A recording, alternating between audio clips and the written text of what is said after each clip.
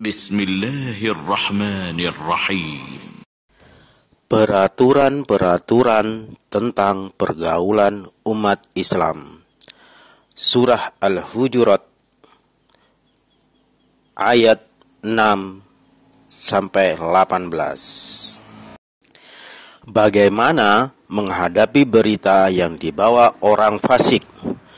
Dinyatakan dalam surat Al-Hujurat ayat 6 sampai 8. يا أيها الذين آمنوا إن جاءكم فاسق بنبأ فتبينوا أن تصيبوا قوما بجهالة فتصبحوا على ما فعلتم نادمين.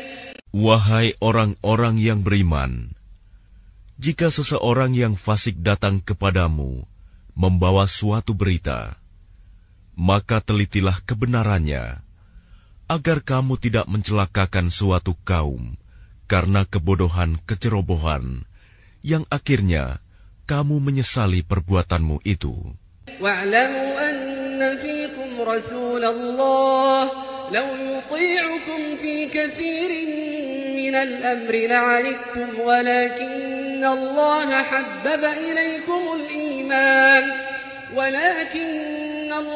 حَبَّبَ إِلَيْكُمُ الْإِيمَانَ وَزَيَّنَهُ فِي قُلُوبِكُمْ وَكَرَّهَ إِلَيْكُمُ الْكُفْرَ وَالْفُسُوقَ وَالْعِصْيَانَ أُولَئِكَ هُمُ الرَّاشِدُونَ.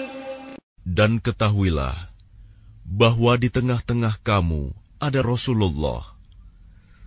Kalau dia menuruti kemauan kamu dalam banyak hal, pasti kamu akan mendapatkan kesusahan. Tetapi Allah menjadikan kamu cinta kepada keimanan dan menjadikan iman itu indah dalam hatimu, serta menjadikan kamu benci kepada kekafiran, kefasikan, dan kedurhakaan. Mereka itulah orang-orang yang mengikuti jalan yang lurus. فضلا من الله ونعمة والله عليم حكيم. Sebagai karunia dan nikmat dari Allah, dan Allah Maha Mengetahui, Maha Bijaksana. Asbabun Nuzul ayat 6 sampai 8 surah Al-Hujurat. Al-Harts bin Dirar Al-Kisami berkata, aku menghadap Rasulullah SAW, lalu beliau mengajakku untuk masuk Islam. Maka aku pun menyatakan diri masuk Islam. Beliau juga memerintahkanku untuk mengeluarkan zakat.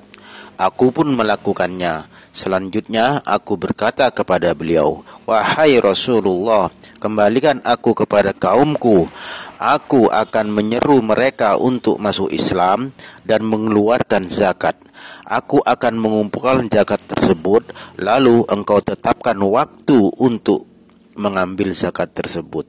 Utuslah utusan untuk membawanya kepada engkau.